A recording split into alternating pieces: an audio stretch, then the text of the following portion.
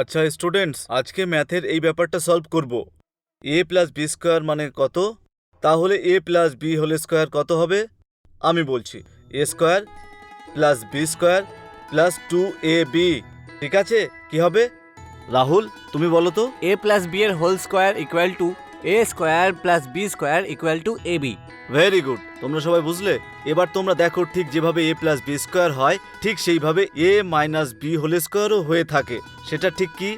এ minus b whole square কত?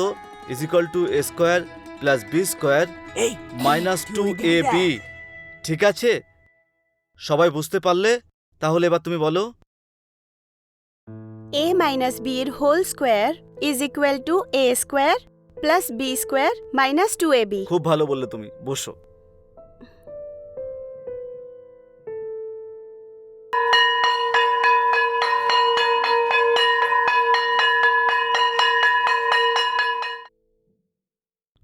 দেবিকা, এদিকে এসো। তোমার কিছু নোট দেব, এদিকে এসো।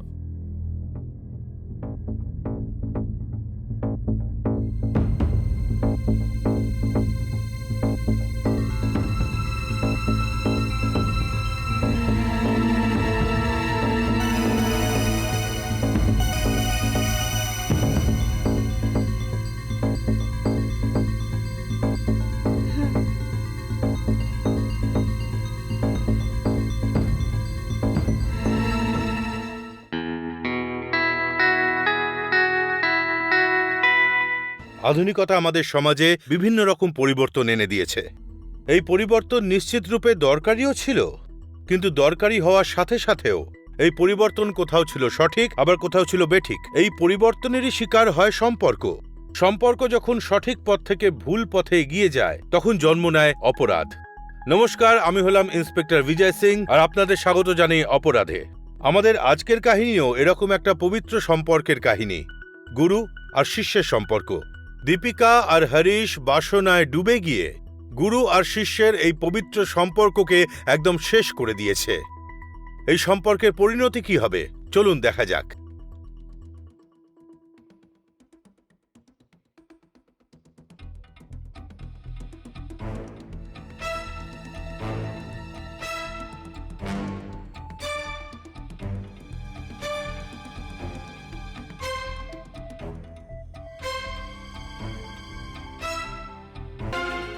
এবার তো তুই ভুলেই যা দীপিকাকে। কেন মিথ্যে কথা বলছিস? আরে ভাই, দেখ না ঠিক আরে, করে। স্যার খুব ভালো চলছে।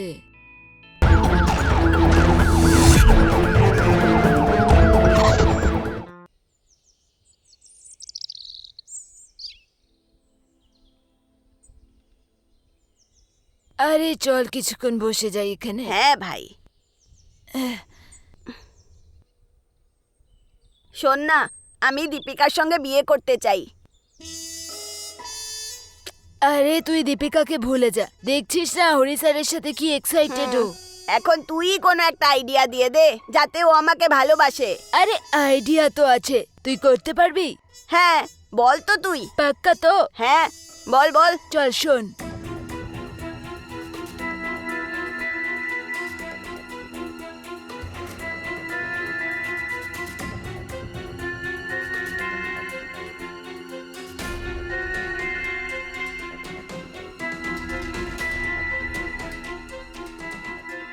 কেমন এটা? দারুণ আইডিয়া দিয়েছিস, ভালো। চল, চল, চল চল। চল।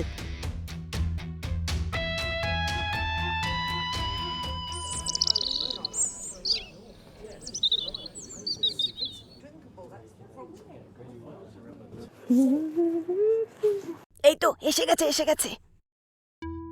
এসে গেছে, চল তুই ওকে কি বলে আয়। পাক্কা বলে দেবো? আরে তুই যা না, আমি আছি তো, তুই বিন্দাস বলে দে। যা যা যা, তাড়াতাড়ি যা। ঠিক আছে, যা বল। আরে যা না। যাচ্ছি। এই দীপু, দীপু শোন না, আমি না তোর সাথে কিছু কথা বলতে চাই। কি হয়েছে? আর তুই আমার পেছনে কেন আসছিলি? আসলে তোকে কিছু বলার ছিল। কি বলার ছিল? চল বলে দে না।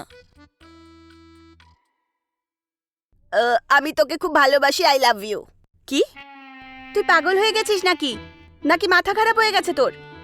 এইটুকু ছোট্ট বয়সে তুই এসব কিছু ভাবছিস? ও খুব সভ্যভদ্র দেখাচ্ছিস। এমন কি আছে ওই মাস্টারের মধ্যে যা আমার কাছে নেই? ওর তো বিয়েও হয়ে গেছে, বুড়ো হয়ে যাবে। আমি তো এখন যুবক আছি। তুই এত ভাবিস না, আমার সাথে বিয়ে করে নে, ঠিক আছে? ভালো থাকবি। এইসব ফালতু কথা যদি দ্বিতীয়বার করিস তাহলে আরো মারবো। যা গিয়ে পড়াশোনা কর। ফালতু কথা বলার আর জায়গা পাইনি। আরে দীপিকা, কি হলো? কিচ্ছু না স্যার। আর তোরা এখানে কি করছিস? স্কুলের জন্য দেরি হয়ে যাচ্ছে না? হ্যাঁ স্যার, আসছি। চলো তাড়াতাড়ি, চলো হ্যাঁ, তাড়াতাড়ি আসছি, যাও। স্যার। চলো হ্যাঁ, তাড়াতাড়ি। আসছি। চলো দীপিকা, বসে পড়ো, তোমাকে আমি ছেড়ে দিচ্ছি। যা যা, তোরা যা।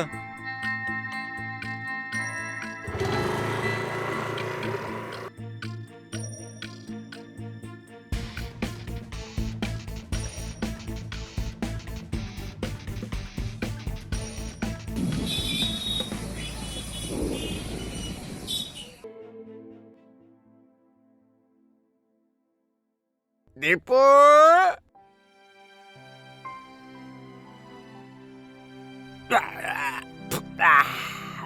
এই দীপু,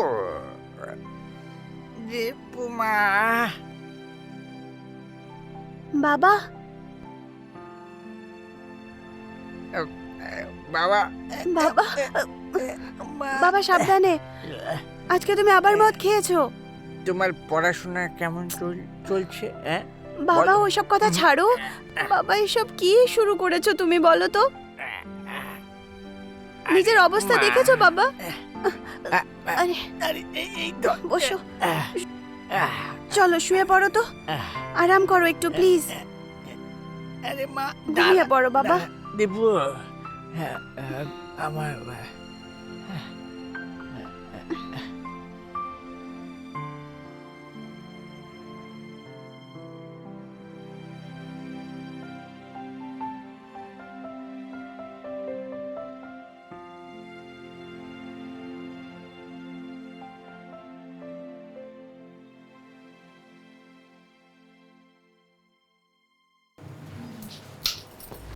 ঠিক আছে, আসছি, পরে আসবো আবার। আরে অজিত বাবু, কেমন আছেন? নমস্কার।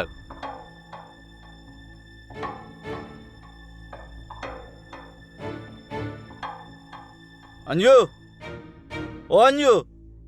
কি হয়েছে? কেন এত চেঁচাচ্ছ? অনিল এখানে কি করতে এসেছিল? কেন আর আসবে? চা খেতে এসেছে। ও কি চা খেতে এসেছিল, কি কীর্তন করতে এসেছিল সব জানি আমি। আচ্ছা, আমি যখন বাড়িতে থাকি না তখন এখানে কি চলে? আর আমার চোখের আড়ালে কি হয়? তোমার দুষ্কর্ম। স্কুলের ছোট ছোট বাচ্চারা নিজের স্কুলের স্টুডেন্টদের সাথে যখন নোংরামি করে বেড়াচ্ছ তুমি, সেটা আমিও জানি। তাই তুমি কিছু বলো না। প্রথমে নিজের ভেতরে নোংরামিগুলোকে দেখো আর তারপর আমাকে বলো। হারিস, দেখো, তুমি যদি আমাকে আরো একবার মারো না তাহলে আমি পুলিশের কাছে চলে যাব। তুই পুলিশে যাবি? পুলিশের কাছে যাবি? বল। হারিস, আমায় ছাড়ো। লম্বা হয়েছে তাই না? আজকাল খুব কথা হারিস, বলছিস। ছাড়ো আমায়। মন দিয়ে আমার কথা শোন। তুই একজন মহিলা, আর মহিলার মতো থাক, পুরুষ হওয়ার চেষ্টা করিস না, বোঝা গেল?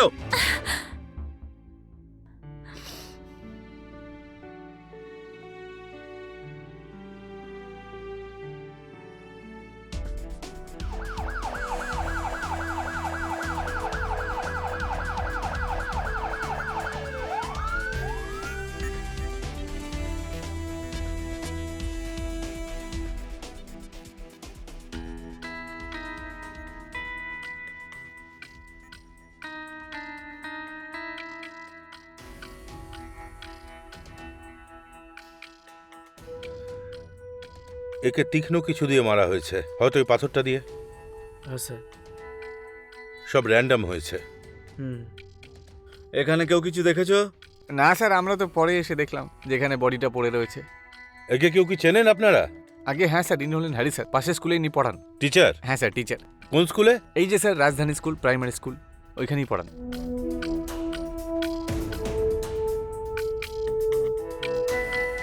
রবি, একটা কাজ করো, হ্যাঁ স্যার। লাশ পোস্টমর্টমে পাঠিয়ে দাও। আর এদের সকলকে জিজ্ঞেস করো যদি কিছু জানা যায়। Okay sir. অ্যাম্বুলেন্সে ফোন করো আর সবার সঙ্গে কথা বলো।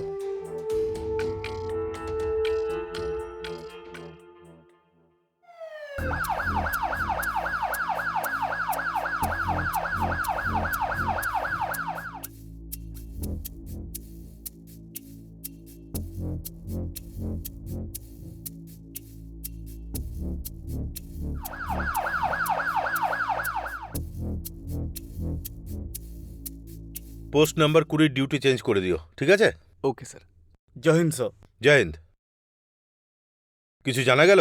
স্যার, গ্রামের লোকেদের সঙ্গে কথা বলে জানতে পারলাম হরিশের ওয়াইফের অ্যাফেয়ার দোকানদার অনিলের সঙ্গে চলছিল। ও হো হো, এইসব চলছে? স্যার, হরিশ যখন স্কুলে পড়াতে যেত তখন অনিল অঞ্জুর সঙ্গে দেখা করতে ওর বাড়িতে আসতো, আর এই ব্যাপারটা নিয়ে ওদের দুজনের মধ্যে ঝগড়া হয়। স্যার, কোথাও অঞ্জু আর অনিল মিলে হরিশকে মারেনি তো? হতে পারে, চলো দেখা যাক। Okay sir.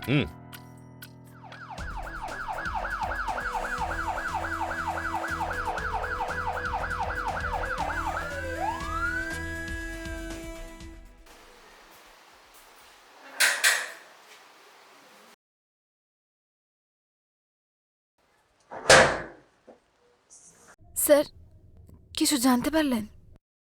এখনো না, তবে শিগগির জানা যাবে। দেখুন অঞ্জু, আমায় একটা কথা বলুন। এই কথাটা কি সত্যি যে আপনার অ্যাফেয়ার আপনারই গ্রামের কোনো শপকিপারের সাথে চলছে? আচ্ছা, এটা হয়নি তো যে অনিলের সাথে মিলে আপনি হরিশকে খুন করেছেন, রাস্তা থেকে সরিয়ে না দিয়েছেন? না স্যার, এটা আপনি কি বলছেন? ওকে মারার কথা আমি স্বপ্নেও ভাবতে পারি না। ও আমার বর ছিল। হ্যাঁ, এই কথাটা সত্যি, আমার অনিলের সাথে অ্যাফেয়ার ছিল, কারণ হরিশ আমার দিকে একদম খেয়াল রাখতো না, ছুঁতো না আমায়, কারণ ওনার অ্যাফেয়ার নিজেরই স্টুডেন্টের সাথে চলছিল। স্টুডেন্ট? এই স্টুডেন্টটাকে? ওটা তো আমি জানি না স্যার, কিন্তু একদিন রেগে গিয়ে হরিশ আমায় নিজেই বলেছিল যে ওনার অ্যাফেয়ার নিজেরই স্টুডেন্টের সাথে চলছিল, আর তারপর আমি জানতে পারলাম। হরিশের কারোর সাথে কোনো লড়াই ঝগড়া, কোনো শত্রুতা? না স্যার, এরম তো কিছুই শুনিনি। ঠিক আছে, চল।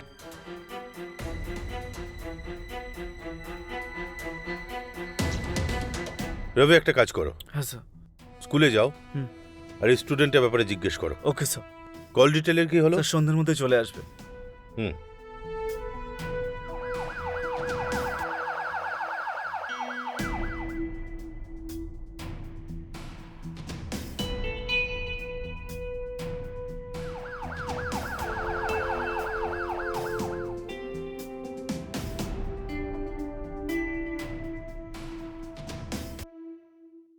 স্যার, স্যার এই হলো হরিশের call detail. Sir, call record অনুযায়ী এটা জানা গেছে যে শেষ কলটা হরিশকে তার স্টুডেন্ট দীপিকা করেছিল। স্যার, ওই মেয়েটা যার সঙ্গে হরিশের চক্কর চলছিল।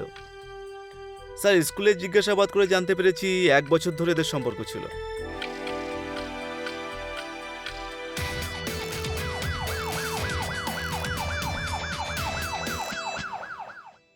স্যার, আমাকে এখানে কেন ডেকেছেন? আর আর আমি কি করেছি?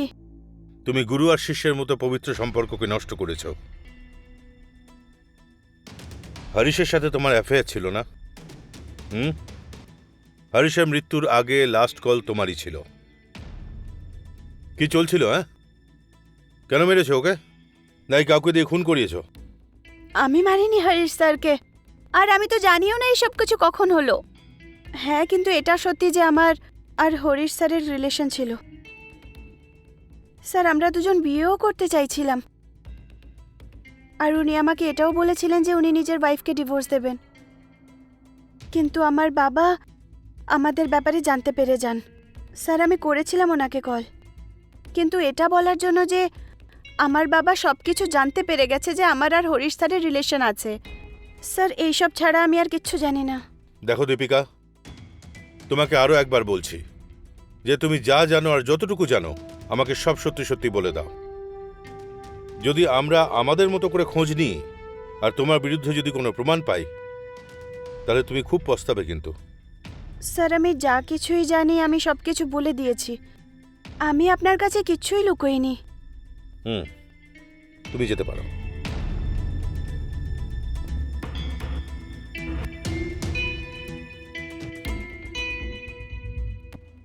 স্যার, এদের মধ্যে যদি কেউ না মারে তাহলে কে মেরেছে? আর হরিশের কোনো শত্রুও ছিল না। ঠিক বলেছ। অনিল, যার ওপর রাগ ছিল কিন্তু ওর সাথে কোনোদিন ঝগড়া করেনি। এই স্কুলে যেত, ওখানে কোনো স্টুডেন্ট ওর শত্রু ছিল না, আর কোনো স্টাফও। তুমি বললে লোকেদের সাথে ভালো ব্যবহার করত। আর যদি অঞ্জুর কথা ধরা হয়, তো অঞ্জুর জীবন তো ভালোভাবেই চলছে হরিশের সাথে। যাই হোক না কেন, এদের মধ্যে কেউ তো আমাদের মিথ্যে কথা বলছে। একটা কাজ করো, হ্যাঁ স্যার। এদের সকলের ওপর ভালোভাবে নজর রাখো, সকলের কল ডিটেল বার করো, আর দীপিকা আর সুরেশকে ডাকো। Okay sir. আমাদের অনেক পরিশ্রমের পরেও খুনিকে আমরা হাতের মুঠোয় ধরতে পারছিলাম না। শেষমেশ দীপিকার পিতা সুরেশ আমাদের একটা ভিডিও দেখায়, যাতে কেসটায় একটা নতুন মোড় আসে, আর যে সত্যিটা সামনে আসে সেটা সত্যিই চমকপ্রদ।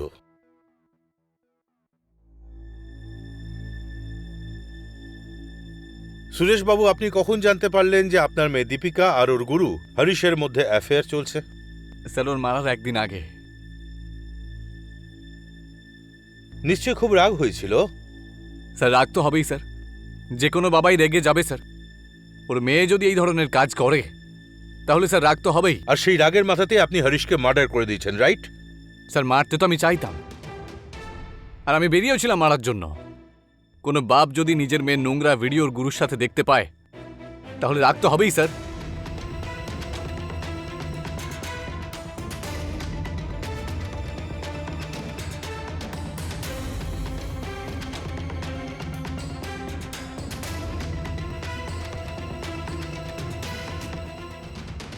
স্যার আমার খুব টেনশন হচ্ছে, বুঝতেই পারছি না যে কি করব আমি। আপনি বুঝতে পারছেন না, আমি মেয়ে, আমার বদনামি হয়ে যাবে। দীপু, বাবা তুমি। কিসের ভিডিও এটা? বাবা কে বদনাম হয়ে যাবে? কিচ্ছু না। কি রয়েছে এতে? কিচ্ছু না তো। কি আছে এতে? কিসের ভিডিওটা? দেখাও, দেখাও ভিডিওটা খোল।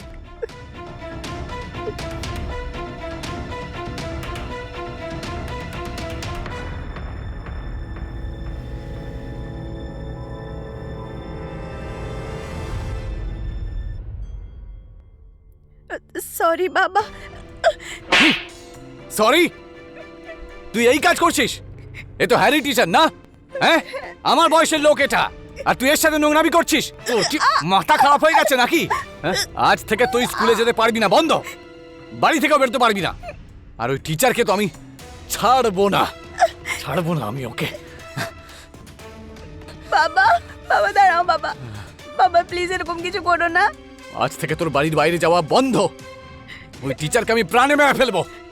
এই পড়াশোনা করছিলি তুই? এই জন্য তুই স্কুলে যাচ্ছিলি? আমার মাথা হেড করে দিলি তুই। বাবা রক্ত তো গরম হবেই স্যার, আমিও বেরিয়েছিলাম ওকে মারার জন্য, কিন্তু তার আগেই তো মারা যায়। এক্ষুনি আপনি কোনো ভিডিওর কথা বললেন, ভিডিওতে কি আছে? স্যার আমার মেয়ের ভিডিও। ভিডিওটা কোথায়? আমার কাছে রয়েছে, ওর মোবাইলে।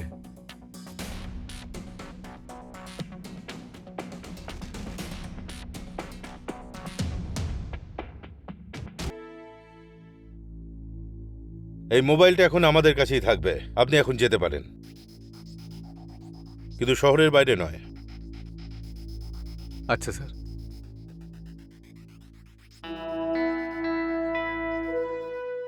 রবি, হ্যাঁ স্যার। দীপিকাকে ডাকো। Okay sir.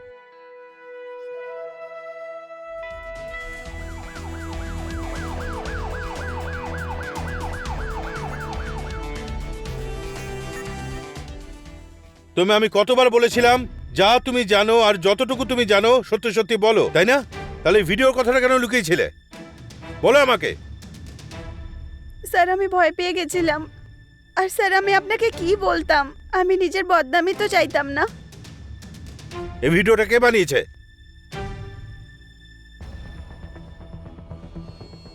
হ্যালো স্যার, একটা অনেক বড় প্রবলেম হয়ে গেছে স্যার।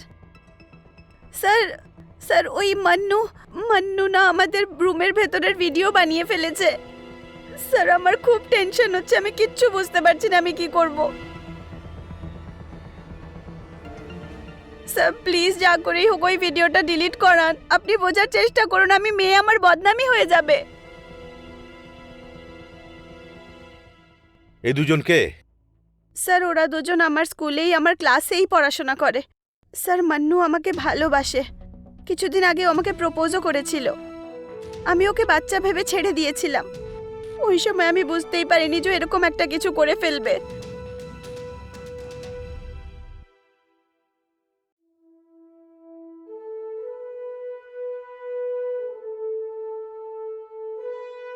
তোমাদের টিচার হরিশকে মেরেছিলে কেন? স্যার স্যার আমরা হরিশ স্যারকে মারিনি।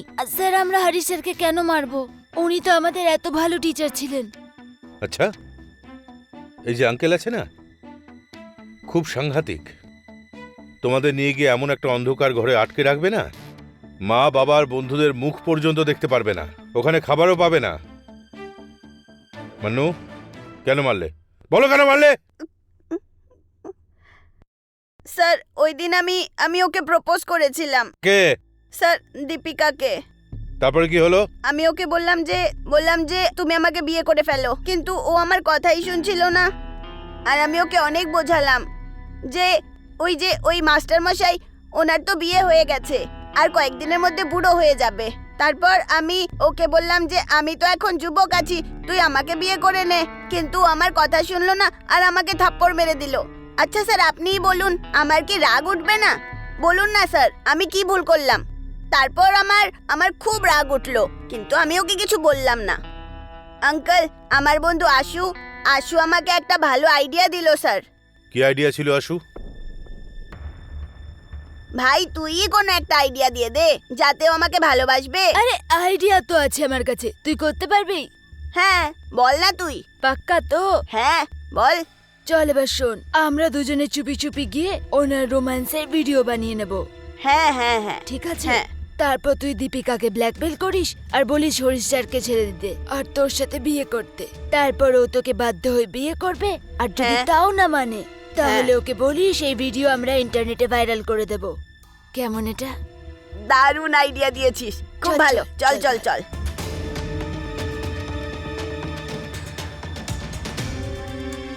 মোবাইল দে মোবাইল দে।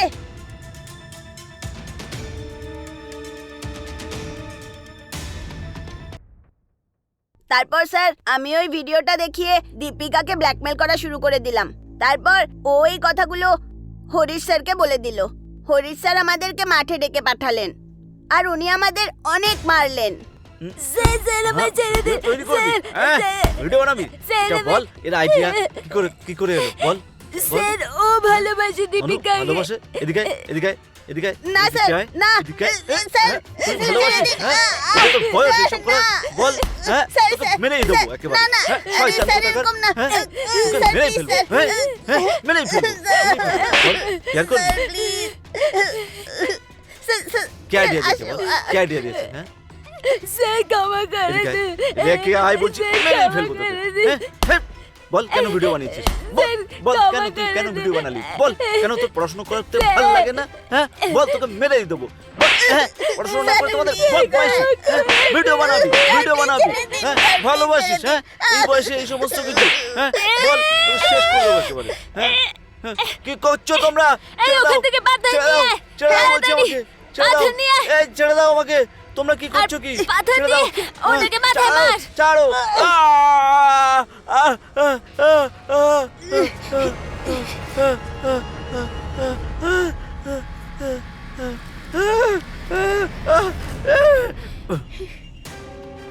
আরে আরে উনি তো মারা গেছে। চল চল, কোনো ব্যাপার না, পালাই চল। চল চল চল। তারপর স্যার আমরা খুব ভয় পেয়ে গেছিলাম, আর সেই কারণেই পাথরটা ওখানে রেখে আমরা বাড়ি ফিরে গেলাম। এত ছোট বয়সে তোমরা তোমাদের জীবনটা শেষ করে দিলে, কিন্তু দোষ তোমাদের নয়, দোষটা তোমাদের প্যারেন্টদের, যারা তোমাদের এইভাবে মানুষ করেছে। এখান থেকে তোমরা সোজা শিশু সংশোধনাগারে যাবে। চেষ্টা করো যাতে ভালো মানুষ হতে পারো।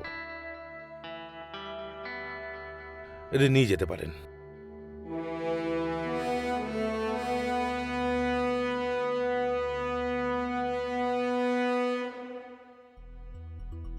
আশু আর মান্নু হরিশের মৃত্যুর জন্য যতখানি দায়ী, ততটাই দায়ী ও নিজেও ছিল। আশু আর মান্নু যাই কিছু করুক, ওটা শুধুমাত্র আবেগ আর ছেলে মানুষিতে করেছে, কিন্তু হরিশ আর দীপিকা যেটা করেছে সেটা সর্বৈব ভুল। কিন্তু হরিশের যদি বিন্দুমাত্র দায়িত্বজ্ঞান থাকতো তাহলে আজ হয়তো ও বেঁচে থাকতো আর এতগুলো জীবন নষ্ট হতো না। আমি ইন্সপেক্টর বিজয় সিং বিদায় নিচ্ছি আজকের এপিসোড থেকে। আবার দেখা হবে অপরাধের একটা নতুন কাহিনীর সাথে। ততক্ষণের জন্য জয় হিন্দ।